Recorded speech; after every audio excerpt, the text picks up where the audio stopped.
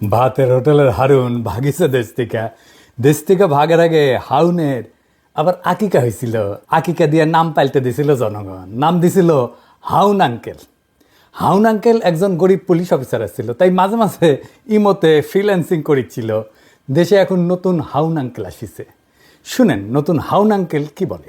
জামাত ইসলাম একটি ধর্মান্ধ, একটি উগ্রপন্থী দল। তারা ধর্মকে নিয়ে ব্যবসা করতে চায়।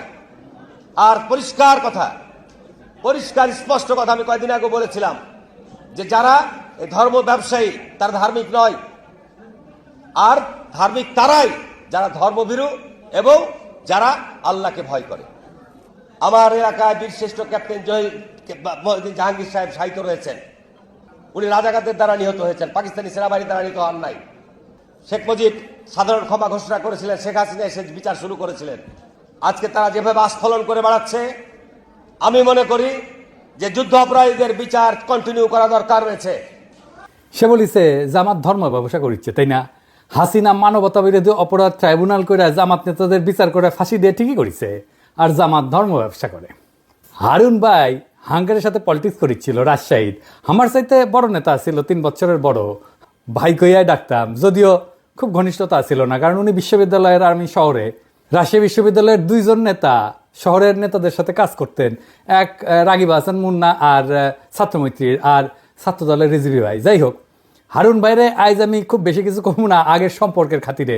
কিন্তু হারুন ভাই, আপনি যদি এরকম বেপরোয়া ইন্ডিয়ান লাইনের রাজনীতি চালায় যেতে থাকেন, প্রমিজ আপনারা আমি হাউন আঙ্কেল বানাই দেবো। কেন আপনি ইন্ডিয়ান লাইন পার্সু করিচ্ছেন এটা দেখে দেবো। আপনি কোন আক্কেলে মানবতা বিরোধী অপরাধের সাফাই গাইয়া এটারে চলমান রাখার প্রস্তাব রাখলেন? আপনার নেত্রী খালেদা জিয়া কি বলছিল তার একটা ভিডিও শুনি আগে, আপনারাই শোনাই, বোধহয় শুনেন নাই, শুনেন। 4 দলীয় জোটের নেতা তাদের মিথ্যে মামলা দিয়ে মতিউর রহমান নিজামী, মুজাহিদি, সাইদি, দেলোয়ার হোসেন সাইদি, কামরুজ্জামান, কাদের মোল্লা, এদের সবাইকে তারা মিথ্যে মামলা দিয়ে গ্রেফতার করে রেখে দিয়েছে। এইবার আসেন তিনি নানা সময় কি বলছেন সেটা দেখি।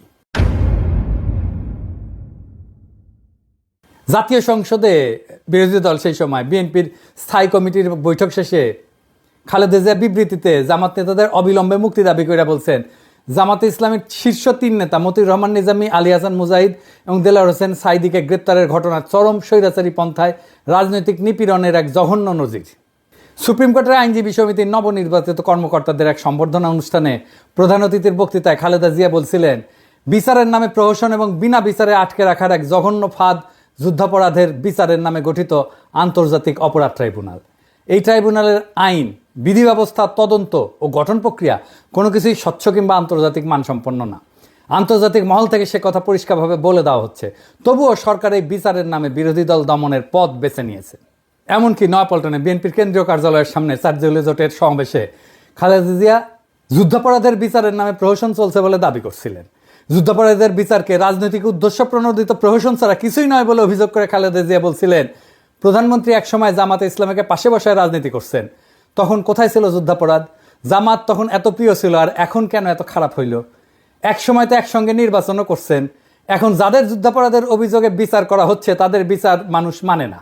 বিএনপির ক্ষেত্রে একই জিনিস চলে, জামাতের সাথে রাজনীতি করছেন, ঐক্য করছেন, নির্বাচন করছেন, সরকার গঠন করছেন, এখন জামাতে তো খারাপ হয়ে গেল। তো হারুন ভাই, আপনি খালেদার যে চাইতে বড় বিএনপি হয়েছেন।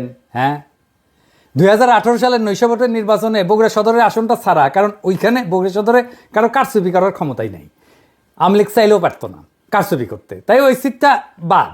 ওই সিট বিএনপি পাবেই। বাকি সব আসন যেখানে জাতীয় ঐক্যফ্রন্টের ক্যান্ডিডেট জিতেছিল, তাদের সাথে ইন্ডিয়ার গভীর সম্পর্ক ছিল, তাদেরকে জিততে দিছিল। যেমন ধরেন সুলতান মোহাম্মদ মনসুর, উকিল সাত্তার জিতেছিল না, হারুনও জিতেছিল। আমরা জানতে চাই কেন হারুনের সিট হাসিনা ছেড়ে দিছিল। তো হারুন ভাই যে বলিছে যে জামাত ধর্ম ব্যবসা করে, এটা নিয়ে আলাপ করি। আসেন ধর্ম ব্যবসাকে ডিফাইন করে নি, কাকে বলে। ধর্ম ব্যবসা বলতে বোঝানো হয় এমন একটা অনৈতিক কর্মকাণ্ড যেখানে ধর্মীয় বিশ্বাস, আচার অনুষ্ঠান বা মানুষের ধর্মীয় অনুভূতিকে ব্যবহার করিয়া আর্থিক লাভ বা ব্যক্তিগত স্বার্থ হাসিল করা হয়। এটা শুরু হয় মধ্যযুগে। খ্রিস্ট ধর্মের বিভিন্ন ধর্মীয় প্রতিষ্ঠান 2 ভাবে এই ধর্ম ব্যবসা করত। যিশু যে ক্রুশে ক্রুশবিদ্ধ হয়েছিল, ওই ক্রুশের অংশকে একে বলা হয় রেলিক বা পবিত্র অবশেষ। এইটা বিক্রি বা প্রদর্শনের মাধ্যমে অর্থ সংগ্রহ করত চার্চ। আর 2 নম্বর হচ্ছে স্বর্গপ্রাপ্তির গ্যারান্টি বিক্রি করার ঘটনা। এইটা প্রধানত ক্যাথলিক চার্চের মাধ্যমে পরিচালিত হতো। এইটা পরিচিত ছিল ইনডালজেন্স নামে। এমন একটা ধর্মীয় নীতি যেখানে পাপের শাস্তি কমানোর বা মাফ করার প্রতিশ্রুতি দিয়া চার্চ অর্থ গ্রহণ করত। এইখান থেকে ধর্ম ব্যবসা শব্দের উৎপত্তি। জামাত কি হারুনের কাছে কোনো ধর্মীয় পণ্য বেচেছে? হাসিনার গুণগান করতে করতে কাইট হয়ে যাইত হারুন। দেখেন উন্নয়নের প্রশংসা করতে করতে কাইট। আবার একবার চাপাই নবাবগঞ্জে কোন এক ট্রেনের উদ্বোধন করবার যায় নাকি হাসিনা হারুনের খোঁজ করেছিল, সেটা তো একেবারে কাইট হয়ে পড়েছিল। দেখেন, যাই হোক, আজকে হারুনরা আর কিছু কইলাম না, আর এক মাল দেখি। খালেদা জিয়ার উপদেষ্টা ফজলুর রহমান সাহেব, সাবেক ছাত্রলীগের সভাপতি, ওই যে কেন বিএনপি করে বুঝি না, ওই বিএনপির বসে রাজনীতি করেছে আওয়ামী লীগের। ওই খালেদা জিয়ার নাকি উপদেষ্টা। তো খালেদা জিয়া কি উপদেশ দেয়? এইটা সাহেব, ওই যে ওইটা দেখান না, শেখ মুজিব খুব খারাপ লোক কইয়া যে বাণী দিছে সেটা দেখান। এই দেশের সবচেয়ে খারাপ মানুষের নাম হলো শেখ মুজিবুর রহমান। 3 জানুয়ারি বঙ্গবন্ধু শেখ মুজিবুর রহমান 71 সনে রেসকোর্স ময়দানে মিটিং করে বলল, 6 দফার দাড়ি কমা সেমিকোলন বাদ দিয়ে যদি আমরা কেউ আপোষ করি, আপনারা আমাদেরকে জ্যান্ত কবর দিবেন। সে আপোষ না করে শেখ মুজিবুর রহমান খুব খারাপ কাম করছে। এই খারাপ কাজ করার কারণেই দেশটা মুক্তিযুদ্ধ পর্যন্ত পড়ছে। বঙ্গবন্ধু শেখ মুজিবুর রহমান 25শে মার্চ পর্যন্ত ইতিহাসের ক্যাপ্টেন। সে 1966 সন থেকে 1971 সন পর্যন্ত ইতিহাসের মুক্তিযুদ্ধের ক্যাপ্টেনের নাম হলো শেখ মুজিবুর রহমান। এখানে জিয়াউর রহমান একটা সেঞ্চুরি মারছে নতুন প্লেয়ার হিসাবে। আর যে পাকিস্তানি সুন্দর সুন্দর ছেলেরা আইসা আমাদের সুন্দরী মেয়েরা বিয়া করিয়া করাচি পিন্ডিতে নিয়ে যাইতো, আর আমরা মনে করতাম আমাদের বাগনা বাগনি গুলা খুব সুন্দর হয়েছে। এটা থেকে শেখ মুজিবুর রহমান আমাদেরকে বঞ্চিত করছে। খুব খারাপ মানুষ শেখ মুজিবুর রহমান। শুনলেন তো, এটা বিএনপির নেতা নাকি আওয়ামী লীগের নেতা? আরো শুনেন কি কয় ছাত্রদের কোনো কন্ট্রিবিউশন ছিল না জুলাই আগস্ট বিপ্লবে, 90% বিএনপির কর্মী। জনতার সেই অবস্থার মধ্যে নিশ্চয়ই বৈষম্য বিরোধী ছাত্র আন্দোলন নামধারী নেতৃত্ব প্রকাশ্যে এবং গোপনে নেতৃত্বের ভূমিকা অবতীর্ণ হয়েছিল, কিন্তু সমস্ত জনগণের 95% ছিল জাতীয়তাবাদীর শক্তির সমর্থক এবং বিএনপির নেতা কর্মী। আমি শুধু বলবো, উদাহরণ দেওয়ার জন্য, শুধু যাত্রাবাড়িতে থেকে দাউদকান্দি পর্যন্ত যে লক্ষ লক্ষ মানুষ ছিল, শেষ দিন যে 137 জন লোক জীবন দিয়েছে থানা দখল করতে গিয়ে যাত্রাবাড়ি, এরা কারা? এদের একজন কি ছাত্র ছিল? এদের একজন কি বৈষম্য বিরোধী ছাত্র আন্দোলনের নেতা ছিল, কর্মী ছিল? না, এদের প্রায় 99% লোক ছিল শহীদ জিয়ার আদর্শের কর্মী, খালেদা জিয়া এবং তারেক রহমানের কর্মী। কারণ হাইসানি আসিচ্ছি, এই প্রসঙ্গে আসিচ্ছি। আপনার নেতা মির্জা ফখরুল কি কইছিল আন্দোলন সম্পর্কে? বিএনপি নাকি আন্দোলনে ছিল না। এই যে দেখেন, তার কথা শুনেন। আন্দোলনের সঙ্গে শিক্ষার্থীরা সরাসরি জড়িত, আমরা এই আন্দোলনের সঙ্গে কখনোই সরাসরি জড়িত নই। 90% বিএনপি কর্মী হয়ে গেল। আর দেখেন, ছাত্রদের বিরুদ্ধে কি বিপুল ঘৃণা। সমন্বয়ক নামে 22-23 বছরের ছাত্ররা ডিসির সাথে মিটিং করতে যেতেছে, আর ওনার পুচ্ছে আগুন ধরে গেছে। শুনেন, এখন বাংলাদেশের সব দলের চেয়ে বড় দলের নাম হলো সমন্বয়কের দল।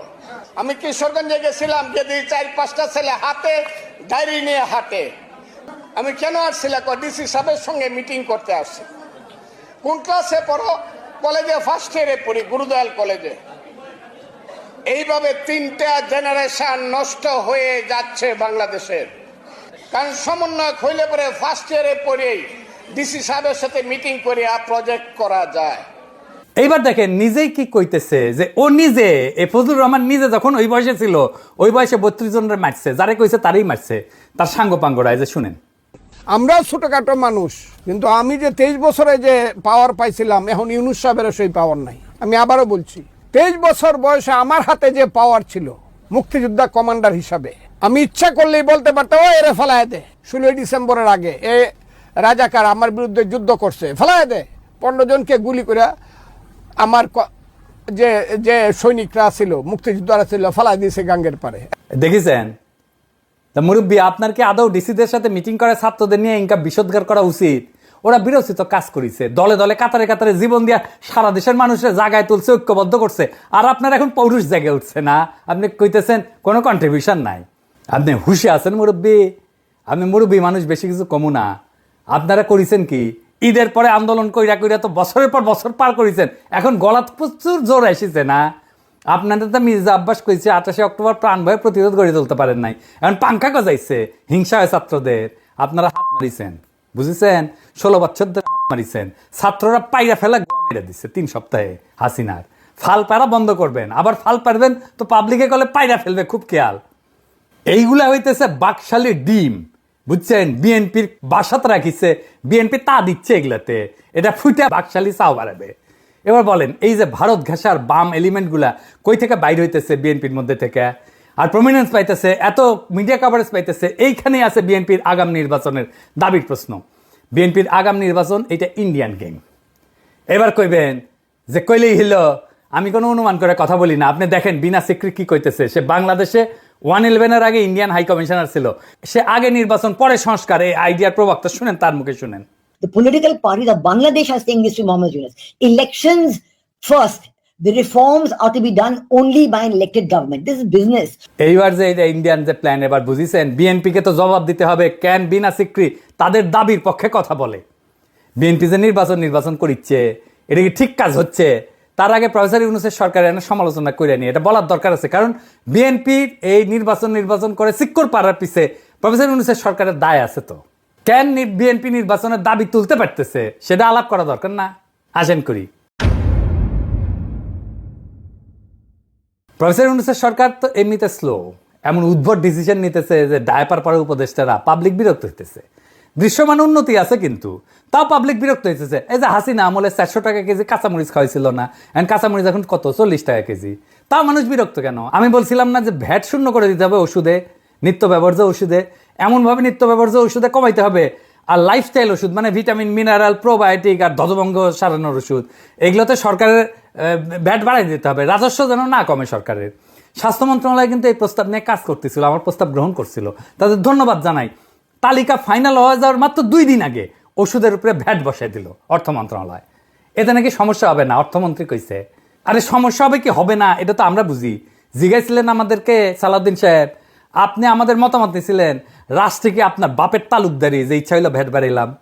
আপনারা গালাইছিলাম, এরে ওরে কমপ্লেন করেছিলেন। নূরজাহান আপা বলে যে তুমি গালাই বানা এখন থেকে বয়স্ক মানুষকে, আমি গালি দেওয়া বন্ধ করেছি উনার রিকোয়েস্টে, আর আপনাদের পাঙ্খা গজাইছে।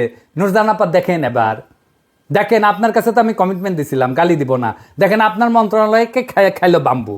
পাবলিক এখন আপনারা গালাইতেছে যে আপনি বোধহয় ওষুধের দাম বাড়াইছেন। আচ্ছা সালাউদ্দিন সাহেব, ওষুধের উপরে ভ্যাট বাড়ানোর আগে আপনারা একবারের জন্য মনে হইল না যে আমি একটু স্টেক হোল্ডারদের সাথে আলাপ করে নিই? আমার সাথে আলাপ না করেন না, আপনারা তো মানুষ বিলা মনে করেন না। হ্যাঁ বলেন, কার সাথে আলাপ করেছিলেন? আপনি যতই জ্ঞানী হন না কেন, আপনি যত জ্ঞানী হন, যত পাস দেন, যত পিএইচডি করেন, আপনি তো হেলথের বুঝেন, কিছুই বুঝেন না আপনি। তো ডিসিশন কেন নিজে নিজে নেন? বুঝান তো। সাউদ্দিন সাহেব, আপনি কথা কইবেন, স্টেক হোল্ডারদের সাথে কথা কইবেন, আমার সাথে কোন বা যার সাথে কোন কথা বলে কনভিন্স করবেন কেন আপনি ভ্যাট বাড়াইছেন ওষুধের উপরে। আমার সাথে কথা কইতে চাইলে মোস্ট ওয়েলকাম, আগে কনভিন্স করবেন, তারপরে ওষুধের উপরে ভ্যাট বাড়াইবেন। আমি কলে আগুন জ্বালাই দেবো, জান কালা কালা করে দেবো আপনার। আমি প্যারিসে থাকলেও ঢাকার রাস্তায় আমি লাখো জনতা নামাইতে পারবো। ওষুধের উপরে ভ্যাট বন্ধ, ফুল স্টপ, 1 পয়সা ভ্যাট বাড়াবেন না। এবার আসেন বিএনপির নির্বাচনের প্রশ্ন। আচ্ছা বিএনপি ভাইরা, আপনারা যে নির্বাচন করছেন, ইকোনমির অবস্থা জানেন? ইকোনমি যে জয় বাংলা হয়ে আছে সেটা জানেন? খবরই তো নাই। অর্থনীতির অবস্থা নিয়ে ভিডিও আসবি, আমি ভয় পাইতে চাই নাই, তাই এটা নিয়ে কিছু বলি নাই। আপনারা বলেছে, আপনারা না বললে আপনারা বুঝবেন না কিসের মধ্যে ল্যান্ড করতে যাইতেছেন। এর মধ্যে রাষ্ট্র ক্ষমতা যাবেন, পারবেন না তো চালাইতে, দেশে চালাইতে পারবেন না, টাকা নাই তো। আর আপনারা কি তৈরি রাষ্ট্র ক্ষমতা নেওয়ার জন্য? আপনার ছায়ামন্ত্রী সভা কই? রাষ্ট্রপ্রধান কে হবে? এইসব কি দেশবাসী জানা উচিত না? এই যে 5 মাসে বেশি গেল, এই সময় অন্তঃসার শূন্য বক্তিমা ছাড়া আর কি দিচ্ছেন? সরকারের নাকি সাহায্য করবেন, কি ভালো সাহায্য করেছেন? এই যে ইন্ডিয়ান ডিসইনফরমেশন ক্যাম্পেইন কিছু করেছেন, এটার মোকাবেলা দল হিসাবে তো আপনার সক্ষমতা দেখতে চাই আমরা। আপনাদের তো খাইয়া ফেলবে ইন্ডিয়া। এখন ভাবিছেন ইন্ডিয়ার সাথে সিস্টেম করেছেন, ইন্ডিয়া ঝামেলা দিবে না। যেই মাত্র একটা স্বাধীন নীতির বাস্তবায়ন করতে যাইবেন, তখন দেখবেন ওইসব প্রতিশ্রুতির চাঙ্গে তুইলা কোমর বেঁধে নামবে আপনার বিরুদ্ধে। এখন যদি মনে করেন আপনি ইন্ডিয়ার ইচ্ছা মতো চালাইয়া তার মন পাইবেন, পাবলিকে ছাড়বে, আপনাদেরকে ছাড়বে না। আপনাদের জনগণের শক্তির উপরে ভরসা করতে হবে। এই যে 31 দফা দিচ্ছেন পুরাই তো বুলশিট। একটা এক্সাম্পল দিই, হ্যাঁ, মনে কিছু কইলেন না, আপনাদের কইলে তো আর মনে কিছু করেন। বিএনপির 31 দফার 25 আর 26 দফা আছে স্বাস্থ্য নিয়ে কথা। দেখি আমি পড়ে দেখি, স্বাস্থ্যকে সম্পদ হিসাবে বিবেচনা করে সবার জন্য স্বাস্থ্য এবং বিনা চিকিৎসায় কোনো মৃত্যু নয়, এই নীতির ভিত্তিতে যুক্তরাজ্যের আদলে সার্বজনীন করা হবে, মানে সার্বজনীন স্বাস্থ্যসেবা করা হবে। স্বাস্থ্যসেবা প্রবর্তন করে সবার জন্য স্বাস্থ্য কার্ড চালু করা হবে। জাতীয় বাজেটে স্বাস্থ্য খাতে জিডিপির 5% অর্থ বরাদ্দ করা হবে। আপনার কি জানা আছে এনএইচএস এর যুক্তরাষ্ট্রের মডেলটা কি? এটা বাংলাদেশের জন্য আসলে উপযুক্ত কিনা? আপনার কোনো ক্রিটিক্যাল সেন্স আছে? আসেন এটা বুঝে দেখি। এনএইচএস এর মডেল বাংলাদেশে চলবে না। এর কারণগুলো হইলো, একটা হচ্ছে অর্থনৈতিক সীমাবদ্ধতা। এনএইচএস এর মডেলটি এটা অর্থায়ন করার জন্য একটা শক্তিশালী এবং ধারাবাহিক রাজস্ব ব্যবস্থা প্রয়োজন। থার্ড ওয়ার্ল্ডের দেশগুলোতে কর আদায়ের হার খুব কম এবং অর্থনৈতিক অবকাঠামো খুব দুর্বল, ফলে এটা সম্পূর্ণরূপে সরকারি স্বাস্থ্যসেবা চালু করার জন্য যে অর্থ দরকার তা সরবরাহ করা সম্ভব না। জিডিপির 5% বরাদ্দ করবেন। ইউকের কত পার্সেন্ট আছে জিডিপির আপনি জানেন?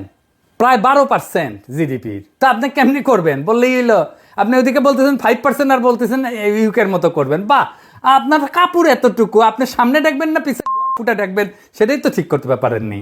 আপনি তো সামনে ডাকলে পিছের ফাঁকা হয়ে থাকবে। এনএইচএস এর পরিচালনার জন্য একটা দক্ষ প্রশাসনিক কাঠামো দরকার। এটা বাংলাদেশের আছে। ইনস্টিটিউশনাল কোনো স্ট্রেংথ আছে বাংলাদেশের? কেন্দ্রীয়ভাবে স্বাস্থ্যসেবা পরিচালনার জন্য যে ধরনের দক্ষতা দরকার সেটা তো বাংলাদেশের নাই। এবং আমাদের স্বাস্থ্যের যে প্রায়োরিটি এবং রোগের প্রকৃতি এবং প্রায়োরিটি একরকম না। এনএইচএস এখানে নন কমিউনিকেবল ডিজিজ যেমন ডায়াবেটিস, ক্যান্সার, এগুলোকে প্রাধান্য দেয় সিস্টেমটা বানানো হয়েছে। আর আমাদের মতো দেশে এটা কমিউনিকেবল ডিজিজ, সংক্রামক রোগ, এগুলো বেশি।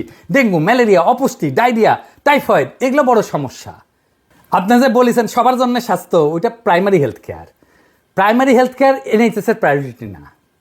তো দুইটা একই সাথে করবেন, আবার বাজেট দেবেন 5%, কেমনে করবেন? পারবেনই না।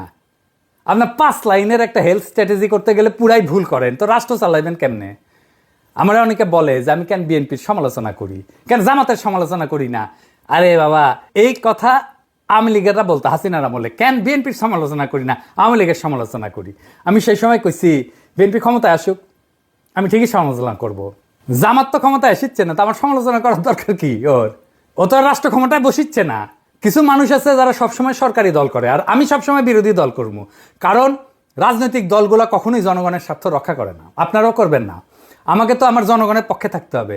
আপনার নেতারা ইন্ডিয়ান ন্যারেটিভ বলতে থাকবে, মুজিব বন্দনা করতে থাকবে, 72 সংবিধান করতে কান্দে বুক বাসাবে, আর আমাকে জিন্দাবাদ দিতে হবে আপনাদের নামে। এই আবদার কেন? আমি কি আপনাদের চাকরি করি নাকি আপনাদের দল করি? হাসিনার বিরুদ্ধে অ্যাক্টিভিজমে মিত্র আছিলেন, আমার অনেক অ্যাক্টিভিজম আপনার পক্ষে গেছে, তাই বলে তো এটা মনে করা ঠিক না যে আমি আপনাদের দল করি। সরকার গঠন করতে না করতে দলের সমালোচনা সহ্য করতে পারতেছেন না, তো সরকার করলে কি করবেন? স্যাম্পল তো এখনই দেখাইতেছেন, তাই না? যাই হোক, আপনাদের জন্য আগামী দিনের একটা বার্তা দিই, সেটা মন দিয়ে শুনেন ভাইরা। বাংলাদেশের অসংখ্য সমস্যা, তার কোনো কুইক ফিক্স নাই। আপনার হাতে কোনো ম্যাজিক নাই, প্রফেসর ইউনূসের হাতেও কোনো ম্যাজিক নাই। আপনি ক্ষমতায় যাবেন আর অজনপ্রিয় হবেনই। জান লড়াই দিয়ে কাজ করলেও অজনপ্রিয় হবেন। প্রফেসর ইউনূসের সরকারি কি প্রমাণ না? কি বিশাল জনপ্রিয়তা নিয়ে একটা জাতীয় ঐক্যের মধ্যে দিয়ে ক্ষমতা নিল, আর বেড়াচেরা করে ফেললো কয়েক মাসের মধ্যেই। কেউ তো করাপশন করেনি, তারপরেও বেড়াচেরা করে ফেললো। কোনো করাপশনের অভিযোগ নাই। ইন্ডিয়া আপনাদেরকে দাঁড়াইতেই দেবে না রাষ্ট্র হিসাবে, এটাই ভারতের বাংলাদেশ নীতি। বাংলাদেশে ক্ষমতাবানরা তখনই জনপ্রিয় থাকতে পারবেন যখন আপনি ক্ষমতায় থেকেও সাধারণ নিম্নবিত্তের জীবন জড়াই ধরতে পারবেন, ওটা কাটাইতে পারবেন, সাধারণ মানুষের মধ্যে থাকবেন, সাধারণ মানুষের সাথে মিশবেন, খুব সাধারণ খাবেন, সাধারণ কাপড় পরবেন, আমজনতার সাথে মিশে যেতে পারবেন, তখনই আপনি জনপ্রিয় হবেন। আপনি তো এটা পারবেন না। আপনি তো প্যাপু বাঁশি বাজায় গাড়ি নিয়ে যাবেন, গাড়ি ছাড়া চলবে না, পিছে গার্ড থাকবে, মন্ত্রীর বাসা ছাড়া থাকতে পারবেন না।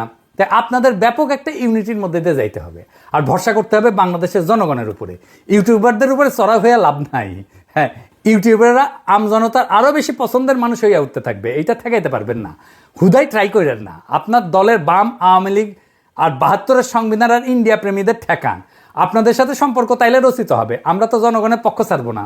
আমরা এমপি মন্ত্রীও হইতে যাইতেছি না, আপনার ক্ষমতার স্টেকও নিতে যাইতেছি না। জনগণের কথা আমরা বলতেই থাকবো, আমরা জনগণের কণ্ঠস্বর হইয়া থাকবো। তারপরে একদিন দেখবেন এই জনতা আবার জাগিছে, আর সেই নবজাগ্রত জনতার পিছে পিছে আছে এই 2 পয়সার ইউটিউবাররা। এই জিনিস যদি দেখতে না চান, তার বদলে আপনারা জায়গা ওঠেন, জনতার শক্তিকে ধারণ করেন, জনতার আকাঙ্ক্ষাকে ধারণ করেন, দেশ এবং জাতি উপকৃত হবে। ইনকিলাব জিন্দাবাদ।